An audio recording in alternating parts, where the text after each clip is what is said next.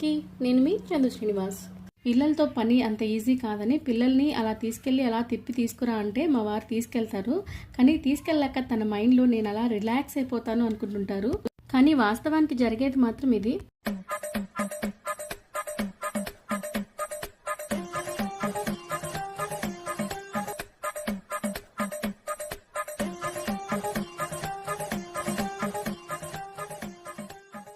వాళ్ళు వచ్చేలోపు చకచకా పనులన్నీ చేసేసుకొని జస్ట్ అలా కూర్చొని రిలాక్స్ అవుతాము.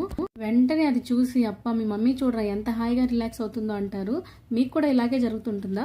ఇంకా నా పనులన్నీ పూర్తయిపోయాక ఇంకా ఇవాళ భోజనానికి ఎగ్ దమ్ బిర్యానీ చేయాలి అనుకున్నాను. దీనికోసం అల్లం వెల్లుల్లి ఇంకా కొత్తిమీర పుదీనా పచ్చిమిర్చి చెక్క లవంగా ఇలా మిక్సీకి పట్టేసుకొని పక్కన పెట్టుకున్నాను.